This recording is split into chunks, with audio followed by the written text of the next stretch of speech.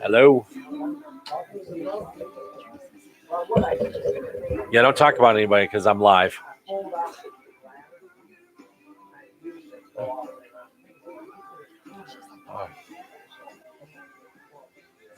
All right. No, not that I saw. All right. That's how I did it too, reaching out too far, kind of snap a piece of siding in. I did this wrestling with the toilet seat, trying to put it on, and then I slipped and I hit the corner.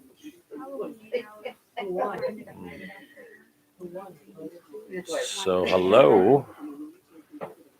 Do you have a And I have no.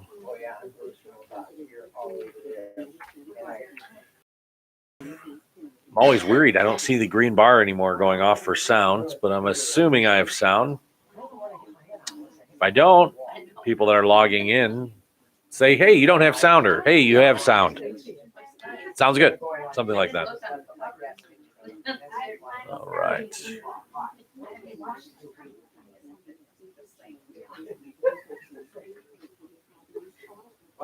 All right, good. Thank you. No, I'm going to listen to one song before we get started here and let people log in, and then we'll get started.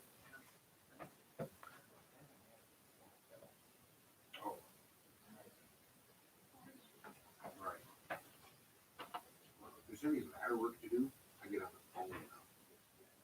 Call my siding guy. Fix it. I have check waiting for you. I don't do it. Right. And you don't want an emergency either. Well, it's cheaper to stay on the ground. Yep.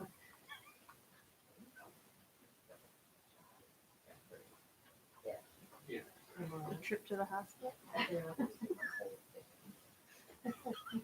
cost you. My hip, again, I fractured a couple Probably ribs. COVID My testing hip now still because hurts. you'll come down with a cold if you get a hospital. That's it. I laid on that grass for a good minute, moving things one at a time just to make sure nothing was broken. And Or He was, everything. he was out there in a 15-mile-an-hour windy day Wow. on the ladder with Oh, nobody yeah, else. we have this brick landscape. And he said edge he's out around there the house. yelling. So I That's said, what my "Dude, ribs I was did. in the house with Tina. The rest of me hit the grass. It's 50-mile-an-hour wind. Well, now the sound is not playing through. It's gotta be. Oh, well.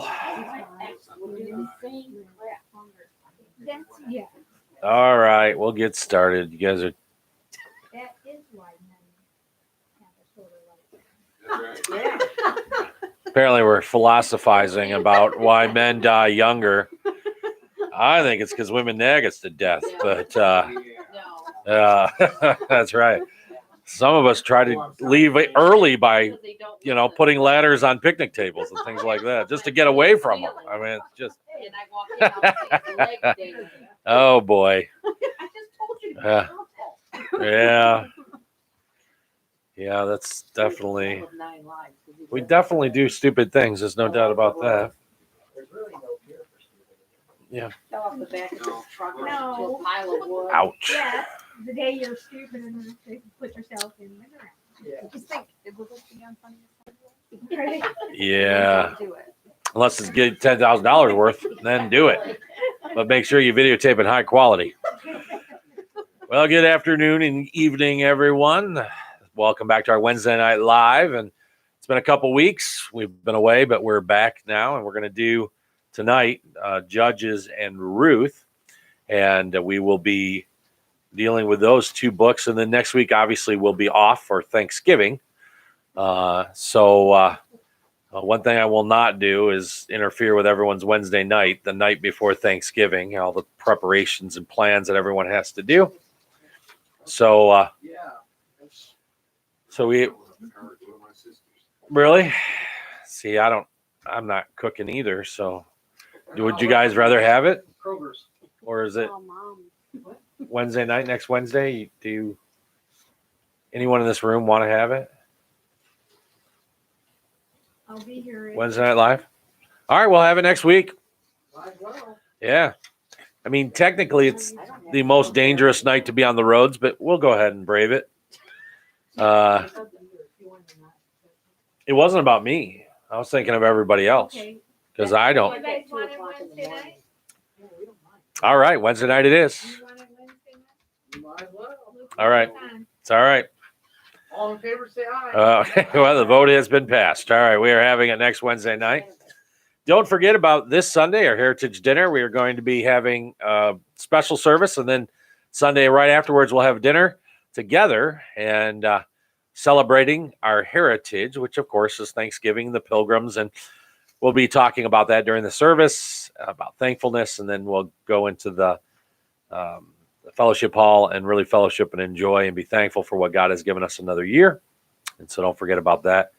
We've got that coming up Sunday. And then, of course, as always, we are getting ready to enter into the holiday season, which includes the hanging of the greens and the time where we decorate the church for Christmas. And then, of course, we have then our special Christmas services and our Christmas Eve and all the things that go on around here. And so hopefully you'll have your shopping done. And we had, just to give everyone I'll mention it again on Sunday, but we were able to send $1,090 to South Africa. And so that's awesome. We're glad to be able to help that ministry, Pastor Dengler there. And so all that's going on, and we're excited about all that. And then just a prayer request, obviously, be in prayer for Anna Marie and Clay as their son passed away. Steve used to clean here, and we had kind of a good relationship, and we talked several times, and I know he had some health problems. And so as Anna Marie put it, the Lord took him home last night. And so be in prayer for that family. Obviously, we sent out a prayer request today, and the funeral will be sometime next week, from what I'm told. And we'll keep you updated as time comes available, because many of you knew him because he worked here and was part of the church. And so we'll keep those things going for you. So we are working into the book of Judges and Ruth, and I learned something new about the book of Ruth, and I'll tell you about it before we get there, which I found fascinating, and probably everyone in the room knew this already. But it is amazing to me how very little I must have missed it somewhere along in all the classes or whatever, but I'd never heard this before, and I was thrilled to hear it because it really made sense when I heard it, and I was excited to share it. And so, but we'll start with the book of Judges, and our study of understanding the Old Testament and New Testament, and how it fell in and when and all those things. And so we are now come to the book of Judges. The book of Judges really is a chaotic book. It is a book in which we see God disciplining and delivering his people. God disciplines and delivers. Judges is a unique book. Tells some of the most gruesome stories of the Bible. At the same time, it stresses single-minded worship of the Lord. Colorful characters appear, some with some terrible and obvious character flaws, yet God uses these individuals to govern and deliver Israel. The theme of Judges, given these seemingly contradictory facts, this mixture of good and bad, it is important for us to ask, what is Judges' main purpose? Why is it in the Bible? Normally, it is wise to let a book speak for itself. That is, readers should study a text and then decide what it means. But because of its seemingly offensive stories, it is proper to announce Judges' theme now as we begin the study of the book. There are two key passages that tell us what this book is trying to convey. When you look at chapter 17 and verse 6, and then the book's last verse, chapter 21 and verse 25, we see the book's main idea. The book describes what's happening when everyone does what is right in his own eyes. In other words, when everyone becomes a law unto themselves, when God is not followed and there is no ruler in the land, there is chaos. When the covenant is ignored and when there is no king to keep order, terrible things happen. What sort of things? Well, according to chapter 11, people offer human sacrifices. According to chapter 19, women are raped and dismembered. According to chapter 20, relatives kill one another in civil wars. Terrible, terrible things happen. But readers should not think the author of Judge favors such action. Rather, the writer points such gruesome pictures to warn future generations against lawlessness. The setting for the book of Judges is in the land of Canaan, and it is probably between the years 1350 BC and 1050 BC, so about a 300-year span. If the Exodus occurred around 1400 BC and it takes several years to conquer it, then at least by 1350 BC, the people are living in the land under the circumstances described. And these circumstances will stay the same until about 1050 BC, when Israel has their first king, of an event that is described in the book of 1 Samuel. So it is difficult to tell how much time unfolds in Judges for a lot of reasons.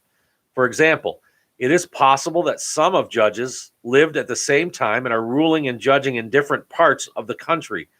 It is difficult to connect archaeological evidence with what we see in the text.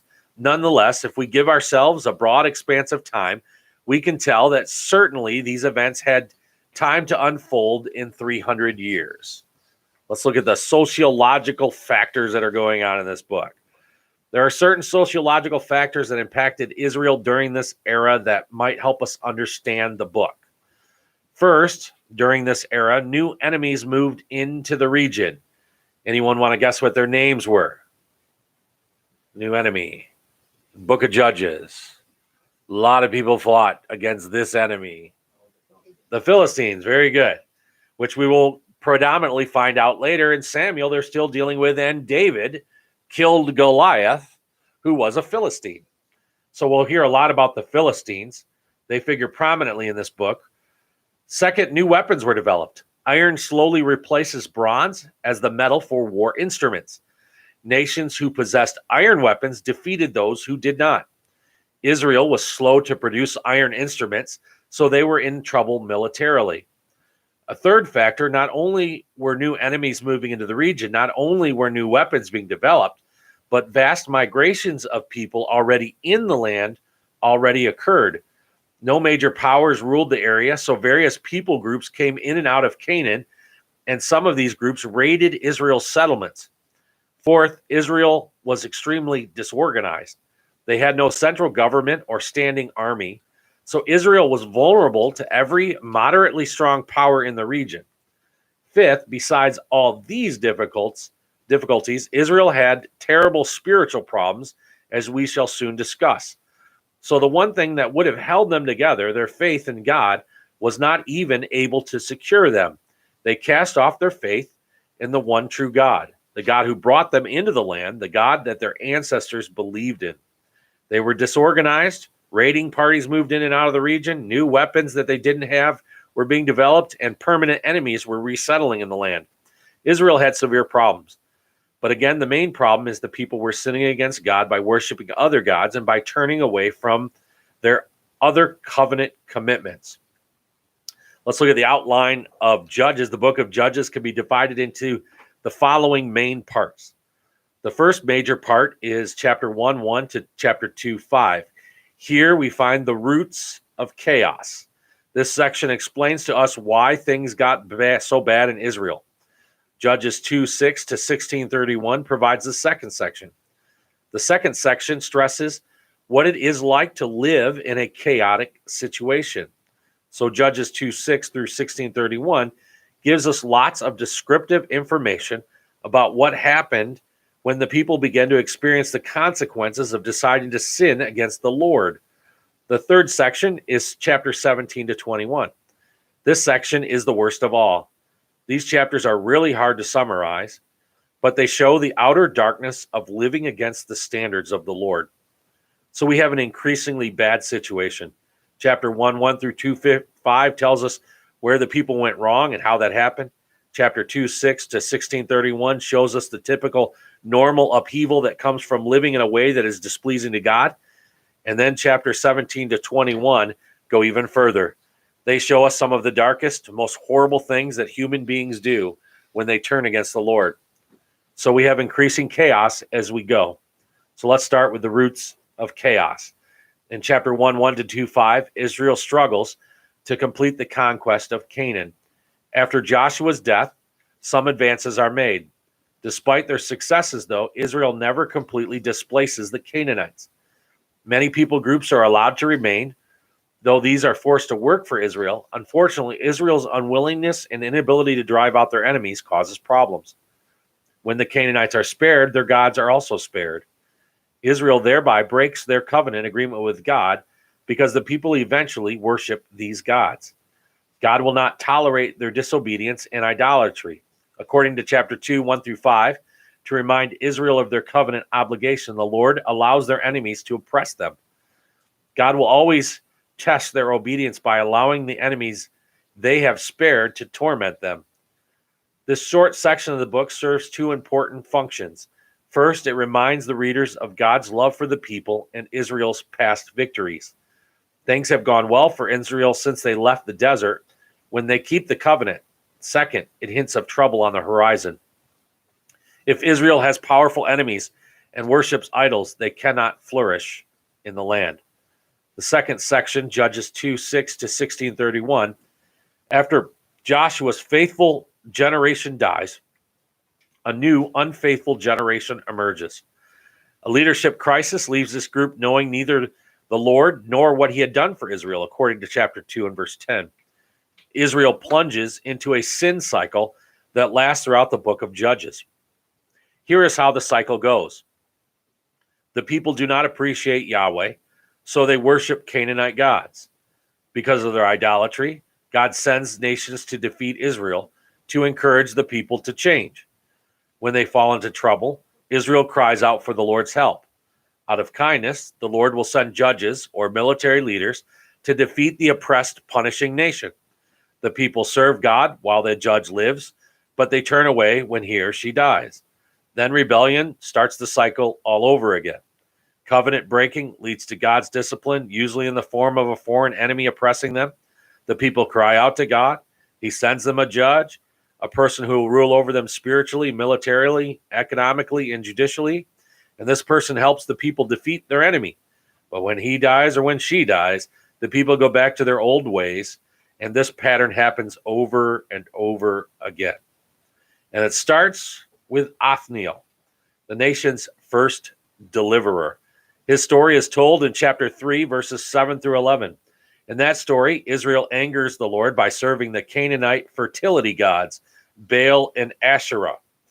Since Baal and Asherah appear throughout the Old Testament from this point forward, it might be good for us to explain a bit about what sort of religion this is. It goes back to some fundamental things. The Canaanites, like Israel, were farmers and herdsmen. They depended on the land's fertility for support. According to Canaanite beliefs, Baal was the fertility god. Baal was the god who made animals fertile, women fertile, the land fertile, and so forth. He and his sister wife, Asherah, caused crops to grow and animals to bear the young. So he was seen as the god of fertility, and his sister, who is also in some stories his wife, so his sister, who's in some stories is considered his wife, anyways, is his consort, who, as they reproduce, the land reproduces. You may ask, how do you worship such a god? Well, because of its emphasis on fertility, Baal worship had strong sexual overtones. In fact, some Baal worshippers even had sexual relations in worship centers with prostitutes dedicated to Baal. So there would be female prostitutes, and some scholars think also male prostitutes, so that men and women could go to this center, have sexual relationships with these sacred prostitutes to worship sex and fertility. And in an agricultural community, if you are worshiping the God who makes the crops you grow, you are also worshiping a God who gives you money. So Baal worship was really about worshiping sex and money and power. It was a very popular religion. It was connected to the lifestyle of the people, to the fleshly desires of human beings, and to the people's basic desire for power, sex, and money. So the people were worshiping these gods according to chapter 3. Now, clearly, Baal worship violates the covenant God has made with Israel. Thus, the Lord allows a migrating people to oppress Israel in chapter 3 and verse 8. So then Israel cries out to God, and God chooses Othniel to deliver them from their enemies. And the land has peace for 40 years. Yet when Othniel died, the sin cycle begins again. There are a whole series of judges. We can name many of them, but just a few. There is Ehud, a skillful, crafted, left-handed man whose story is told in chapter 3, and it is one of my favorite stories from the Bible. Ehud, the left-handed assassin who killed a man on the toilet. That's right, killed a king on the toilet. The king was so fat that the knife was absorbed in his body. It's an excellent story. You should read it. It's kind of graphic. Probably not child-friendly. But still a good story. There is Deborah, a female judge, whose story is told in chapter 4. She leads Israel to defeat Jabin, king of Hazor. There is Gideon, whose story is told in chapter 6 and following. Gideon is well known because he is the person who is called by God to deliver Israel from Midian. And he asks the Lord for a sign. He takes a fleece from lambs and puts it in the ground and asks the Lord to make it wet and the ground dry once. And what he asks is an unusual decision, gives his servant Gideon a sign, and God does it. He gives Gideon the sign of truthfulness of the calling to deliver the people. Gideon also is famous because though he starts with 30,000 warriors, the Lord tells him it is too many for him to win the battle, and God get the glory. So he strips Gideon down to 300 soldiers who were able to win a great victory against a much larger opponent. Gideon's story covers chapter 6, 7, and 8. And I would encourage you to read these stories. Hopefully you are reading some of these things as we talk through these books so you can get a better understanding, because there's no way we could talk through every story that exists in the Bible. There is another famous judge who we might mention. His name is Jephthah. Jephthah delivers Israel from the people from Ammon. His story is told in chapters 10 and 11. Jephthah is famous because at one point, to secure victory, he vows to sacrifice to the Lord the first thing out the door of his house when he returns home. Perhaps he thought an animal would emerge first, since they normally stabled animals in their homes during this era. But much to his surprise, however, his only child, his daughter, comes out to meet him. And because of his vow to sacrifice the first thing that comes out, he offers her as a sacrifice. Now, does God approve of such actions? If we started reading the Bible at this point, we might not know. But if you have been reading the Bible, you know, of course, God does not approve of such actions. How do we know? Leviticus 20, 1-5, and several other passages have already prohibited human sacrifices. Killing children and siblings does not honor God, despite the beliefs and practices of Israel's neighbors. Many of them did practice human sacrifice. Again, it is important to remember the book's theme. Unthinkable, immoral things happen when all the people do what is right in their own eyes. Jephthah should have known God's standards. As Israel's leader, he should have been following Moses' command, and yet he does not, and his daughter pays the price for his misguided religion. But perhaps the most famous judge of all is the man Samson. The story is told in Judges 13-60, and in my opinion, is the funniest story in the Bible. Samson embodies the mistake of living by mere human standards. As we read the story, we see Samson does whatever he wishes at all times, and therefore squanders great potential. Like other important biblical characters, he has an unusual birth. His parents are unable to have children, yet God tells them they will have a son. He will be a special child. He will be what Numbers 6 describes as a Nazirite. That was a particular group of people who committed themselves to not drink strong wine, cut their hair, touch dead bodies, or eat unclean food. They were set apart for special service of God. Yahweh promises to use this child to deliver Israel from the Philistines, who have been oppressing them. So he is a special person with particular commitments, but he breaks every one of these commitments and several others. Contrary to Moses' law, Samson decides to marry a Philistine woman, according to chapter 14. Now you will recall Israelites could marry foreigners who followed the Lord. Moses had an Ethiopian wife, and the book of Ruth tells us about Ruth, a Moabite woman who marries an Israelite. But marriages with idol worshippers, such as Philistines, were forbidden. Samson's parents warn him against this union, but he persists. He says in chapter 14 and verse 3, "She is right in my eyes," an obvious reference to the book's main theme. Samson will do what he thinks best despite what the Lord and his parents say. God will wrench some good from Samson's disobedience, as we will see.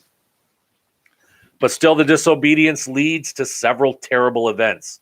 Samson and his parents will eventually go to Philistia to make their marriage arrangements. While on the way, Samson kills a lion with his bare hands. This event demonstrates Samson's great God-given strength. Going home, Samson finds honey in a lion carcass.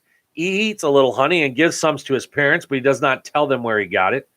Again, Samson has broken Moses' law. Nazarites were supposed to avoid dead bodies of all kinds.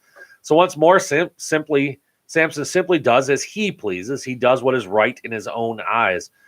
During his wedding feast, Samson asks his guests a riddle. He bets 30 linen garments that they can't solve it. Based on the lion and the honey, he says in chapter 14 and verse 14, from the eater comes something to eat, and from the strong comes something sweet. The guests ponder this puzzle for 3 days. Then they threaten to burn the bride, her parents, and their home if she does not give them the answer. She gets Samson to tell her the answer to the riddle after much nagging and whining, which is a constant also theme through Samson's life. The guests solve the riddle. Samson loses his bet. To collect the garments anyway, Samson just decides to kill 30 Philistines and take their clothes. So God does use him to defeat Israel's enemies. Samson is so angry at his bride, he leaves her. Killing these men is just the first time he attacks the Philistine. According to chapter 15, he stays away for some time, and so his wife is given away. Angry at the Philistines, then he torches their fields, destroying their crops. Eventually, over 20 years, he will kill dozens of Philistines. So, of course, they want to remove him. You may know the story of how they ask a Philistine woman named Delilah, a woman that Samson loves, to betray him. She plots to betray him for money. She wants to know the source of his strength. It is apparently in his hair. He has never had a haircut. And despite all his other sins, as long as he has his hair, a symbol of commitment to the Lord as a Nazarite, the Lord has been with him. Eventually, he tells her this is the source of his strength. She cuts his hair, and the Lord leaves him, and the Philistines take him. They put out his eyes and imprison him. Now, I'm reading this story abruptly, but let me tell you that this Samson was kind of what you picture of the dumb jock to be in our culture.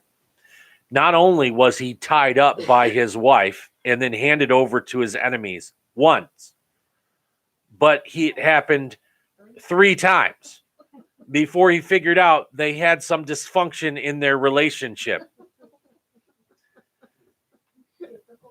Yeah. Crazy story. There is actually one of the stories too where he killed 1,000 Philistines with the jawbone of a donkey. Crazy story. And but it happened. And that's how strong and that's what a warrior he was. He just wasn't very smart when it came to women. And he gave in to him. Samson had a spectacular career, but perhaps more than any other judge, he illustrates Israel's attitude during this era. Like the people, Samson does whatever is right in his own eyes. Despite his Nazirite vows, he repeatedly follows his own appetite. Certainly, God uses him to punish the Philistines. Certainly, at times, Samson honors the Lord. But sadly, he personifies Israel as a whole by being a rather inconsistent follower of the Lord. So now it takes us to Judges 17 to 21. These chapters tell us of some of the darkest stories in the Bible. In fact, the writer knows that these are going to be such difficult stories that he begins by telling you in verse 6 that this is what happens when everyone does what is right in his own eyes. Chapter 17 and 18 describe the career of a young Levite who stops serving the Lord. For a salary, for a room and board, he agrees to serve as a priest for idols. The story shows how bad it is even when the priests do what is right in their own eyes. But chapter 19 and following are even worse. The story begins with a Levite, yet another priest from northern Israel, taking a concubine, that is a woman who would provide sexual favors for him and live with him, but who doesn't marry, takes a concubine from the southern town of Bethlehem. She runs away to return home, so he goes south to retrieve her. With the reclaimed woman, he begins the journey home. They stop in a town called Gibeah, which is in the tribal territory of Benjamin. It was customary for inhabitants of Israel's town to offer visitors a place to stay, but no one invites them in. Finally, though, an old man invites them to stay with him. This is a wicked city. During the night, a group of men surround the house. They demand that the Levite be sent out so that they can have sex with him. To quiet and perhaps shame the crowd, the old man offers his daughter to them instead, but the men refuse. And does this story sound similar at any point? Oh, okay. Very similar to what a town called Sodom and Gomorrah went through. But they refuse. So the Levite sends his concubine into the street. She is raped and abused until morning. Her body weakened. She only has enough strength to crawl to the house's doorway. Her master exhibits no concern for her. As he leaves in the morning, he finds her at the door and says in chapter 19:28, "Get up, let's go." But she has died. To protest her death, he takes the grisly step of cutting her body into 12 pieces and sending a portion to each tribe of Israel. This awful action causes Israel to gather and ask what has happened in chapter 20. The Levites describe the woman's death, and the people decide to confront the city of Gibeah. They ask that the murderers be handed over, but the city refuses. They protect the murderers, these rapists. This sparks a civil war in which thousands of Israelites die. At least 40,000 of them die. Israel pays a high price for doing what is right in their own eyes. An innocent woman has been raped and killed. Her body has been dismembered. Her killers have been protected, and 40,000 people die in battle. Without obedience to the covenant, without a king to enforce civil laws, such atrocities can happen. Judges conclude with an episode that hardly eases the reader's disgust with the events of chapter 17 to 20. Since the men from Benjamin have been guilty of rape and all kinds of sexual abuses, the other tribes vow not to let their daughters marry them. How then will how will they get wives? How will this tribe continue? They cannot intermarry indefinitely. So the people decide on a rather odd method for gaining wives. You're going to like this one. This book is really amazing. An annual festival is planned in Shiloh. The girls from Shiloh dance in this festival. The men from Benjamin are told to hide in the vineyards near Shiloh, wait for the girls to dance by the road, and then grab one for a wife. Yep, that's chapter 21, 19 through 24. Each man therefore snatches a wife. Of course, this method of choosing a wife is not God's will. This is not what Moses taught at all. The story is disturbing because it is the result of sin, and it is also tragic. These events only happen because one last time, the people do what is right in their own eyes, as the book concludes in 21:25. What can we say about the book of Judges? There are many things to say, but it is important for us to see that Judges illustrates the consequence of lawlessness and poor leadership. Covenant breaking can only lead to punishment and loss. Often Israel has no leadership, and at other times their leaders do not serve God wholeheartedly. No one like Moses or Joshua appears. This spiritual and political vacuum must be filled, or Israel will never become a great nation. It will never be a kingdom of priests showing the other nations how to find the Lord. It remains to be seen what God will do to address these problems. We are at a critical state as we conclude the book of Judges. The nation is worshiping idols. The nation is living as they wish. The nation is certainly not showing the other nations how to serve the Lord. I think it is important for us to understand that just as in these days, turning away from the Creator in his standards and his redemption and his plan for us leads to all sorts of chaos, I believe we are facing that in our culture now. Human beings cannot live however they wish and have everything go well. God's people, those who are called by his name, cannot turn away from him, serve idols, and do as they wish, and ever hope to have his blessings and his approval. The book of Judges is a cautionary tale for us all. It causes us to ask ourselves about our commitments, about our covenant keeping. It calls us to understand that there is a difference between God's standards and the world's standards. It calls us to understand that all truth is ultimately God's truth. We must follow his standards. People will say that it is fine to serve other gods. People will say that all standards are equal. But the Bible warns us that not following the principles outlined by the Creator in His Word will have terrible consequences in the end. And that is the book of Judges. We will go now through the book of Ruth, which I found out, and I don't know if all of you know this or not, but Ruth was not originally in this spot in the Bible. Did anyone know that? No. That in the old text, Ruth was found after Proverbs. They moved it to this because Ruth happened during the time of the Judges. And what I found fascinating was the reason it came after Proverbs is because the Israelite nation considered Ruth to be a godly woman, and Proverbs 31 was all about a godly woman. So they followed it with the book of Ruth to demonstrate what a godly woman would be like. And so it's a fascinating thing. I did not know this, but actually in the oldest manuscripts, Ruth was not there. It went right from Judges to 1 Samuel, which actually makes sense in a timeline scenario, because what we were just talking about, they went from no king and chaos to now having a king in what 1 Samuel brings them. So it's interesting that does it. But they throw in Ruth in the middle of that because according to historical timeline, it fits there. But it was moved because of the historical aspect of the timeline, not because it actually was meant to be there. It was meant to follow Proverbs 31 woman to demonstrate what a Proverbs 31 woman would be. So that's the Hebrew canon, though.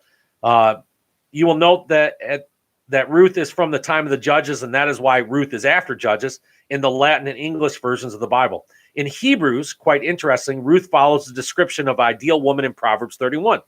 The book of Ruth as a whole tells us how to survive personal difficulties. It is a story about how some women who were seemingly helpless help one another and fulfill God's will for their lives. As we have already seen, several Old Testament stories point out life's difficulties. Some individuals cause problems for themselves. Other characters, though, such as Abel and Job, suffer despite their innocence. Ruth presents a story of two women, Ruth and Naomi, who encounter personal setbacks through no fault of their own. Because they are widowed, they appear helpless and frail. Through a series of events that convey tragedy, courage, comedy, and intrigue, these women prove they are hardly weak or without resources. Their story follows very naturally after Proverbs, as I've already said, since Proverbs concludes with a discussion of a virtuous woman. I want us to understand the book of Ruth emphasizes God's mercy. In chapter 1, the book emphasizes God extending mercy to the bereaved. We have much grief in this first chapter. In the first 5 verses, the book announces the problem that must be solved. As if living chaotic times in the times of Judges were not bad enough, a famine arises, and an Israelite family that is described here is forced to go live in Moab. There are 4 persons in this family: Elimelech, the husband, Naomi, the wife, and 2 sons, Mahlon and Chilion. This family is normal, reasonable, and just doing what it takes to get along in life. They are Israelites. They are born from Bethlehem, and Naomi, who will become the chief character, seems well set for the future. She has a husband and 2 sons to support her. But sadly, in chapter 1 and verse 3, the text says her husband dies. Still, she has her 2 sons. These sons marry Moabite women named Orpah and Ruth. Orpah, sorry, not Oprah. There is no Oprah in the Bible, even though I'm sure she wishes she was. It's Orpah and Ruth, and they all settle in the land for 10 years. Then Mahlon and Chilion die. This leaves 3 widows and no men to father more sons. Orpah and Ruth are young enough to remarry, but Naomi feels she has no hope. So she decides to return to her old home, Bethlehem, and live among her people. In chapter 1 and verse 8-9, she advises Orpah and Ruth to go back to Moab and search for new husbands. These young women weep and profess their loyalty to Naomi. They don't want to go. They want to be with her. They say Naomi tells them in chapter 1, 11 through 13, she has no more sons for them, so she should leave her. Orpah does leave, but Ruth clings to Naomi. She begs Naomi not to make her go, and in an extraordinary statement, she accepts Naomi's God and wants to be part of her people. Listen to chapter 1 and verse 15, where Naomi says, "See, your sister-in-law has gone back to her people and to her gods. Return after your sister-in-law. But Ruth said, do not urge me to leave you or to return from following you. For where you go, I will go, and where you lodge, I will lodge. Your people shall be my people, and your God, my God. Where you die, I will die, and there I will be buried. May the Lord do so to me, and more also, if anything but death parts me from you. So Ruth has converted from the gods of Moab to the one true and living God, Yahweh. Because of the influence of Naomi, and Ruth wants to be part of the people of Israel, she is ready to go to their land with Naomi, her mother-in-law. And so chapter 1 says they do return. At the stage of her life, though, Naomi, whose name literally means pleasant, returns to town, and the people say, is this Naomi? They haven't seen her for years. She says, don't call me Naomi. Don't call me pleasant. Call me Mara. Call me bitter. For the Almighty has dealt very bitterly with me. She has endured great pain, and she deserves some sympathy from us. I once heard a sermon that said Ruth should be commended for dealing with such a bitter old woman like Naomi. But I think we need to remember Naomi had suffered tremendous losses, but God has extended mercy to Ruth, who herself is without a husband, extending mercy by giving her Naomi and giving her a new people and giving her himself. In chapter 2, the text emphasizes the God who extends mercy to the bitter. Naomi has been bitter, but God extends mercy in that she has Ruth to care for her. And Ruth goes out to work in the fields to try to gain some food for them. She gathers grain in the field of a man named Boaz, who is a relative of Naomi's deceased husband. After Ruth has labored for some time, Boaz arrives and notices Ruth almost immediately and asks about her. He has heard how Ruth has cared for Naomi. So he tells the servants to protect her and leave extra grain for her to collect. His actions show he is a kind man. They may also show that he has an interest in Ruth already. I think it is important to show Boaz's willingness to let the poor and the widow glean in the fields reveals that he is faithful adherent of God's covenant standards. For if you read Leviticus 19, 9 and 10, and Leviticus 23, 22, and Deuteronomy 24, 19 through 22, you will find that Moses commands the people to allow the poor and the needy and the widows, the resident alien and the orphan to glean in their fields, to leave some for them to gather. So he is a good man, a covenant keeper, and he tells Ruth that he appreciates what she has done for Naomi and that the whole community has noted her goodness, her worthiness. In chapter 3, the text stresses the God who extends mercy to the humble. Ruth is humble enough to do as her mother-in-law says in this passage, and Boaz is humble enough to accept the offer of marriage from Ruth. Naomi decides to repay Ruth's loyalty by helping Ruth find a new husband. As it turns out, this new husband will not only take care of Ruth, but will also take care of Naomi. Naomi suggests that Ruth go down to the threshing floor and lie down at Boaz's feet after supper time and when it has gone dark. Ruth does this. She lies at his feet, and he is startled in the night and awakened. And when he sees Ruth there and asks what it is she wants, Ruth asks him, in effect, to marry her, to spread his garment over her. Apparently, Boaz has not thought this possible. He is excited that she has indeed chosen him over some younger man. He sends her back to Naomi with the intention of marrying her, but there is a problem. There is one person ahead of him who has more right to marry her than he. But in chapter 4, verses 1 through 17, we see God extending mercy to Boaz and to the women. We see God extending mercy to the childless. Boaz indeed does settle the issue. He gains the right to marry Ruth, and he not only marries her, but he also takes Naomi into his household. When they have their first child, the child is given to Naomi as one who will take care of her in her extreme old age. His earnings will support her. The people of Israel rejoice in what God is doing in the family. In fact, if you look at chapter 4 and verse 11, it says, when all the people who were at the gate and the elders said, we are witnesses, may the Lord make the woman who is coming into your house like Rachel and Leah, who together built up the house of Israel. And the women say in verse 14, when the child is born, blessed be the Lord, who has not left you this day without a redeemer, and may his name be renowned in Israel. He shall be to you a restorer of life and a nourisher of your old age. For your daughter-in-law who loves you, who is more to you than 7 sons. God has reached out in mercy to the childless. He has given Ruth and Naomi, who have no children, a child to sustain them. He has given Boaz a wonderful new wife. He has made a family out of these 3 persons and given the next generation to them. I think it is also important to see that the women and the men of Bethlehem have received this foreign woman. They have not rejected her because she is from another nation. They have accepted her because she is a worthy woman. She is a Proverbs 31 woman. She is a woman who puts her trust in Yahweh. She is a person who serves Yahweh by serving others. She is a covenant keeper, and they receive her gladly. This is surely Israel at its best. This is Israel being a kingdom of priests and a witness to the nations. This is God blessing other nations through Abraham.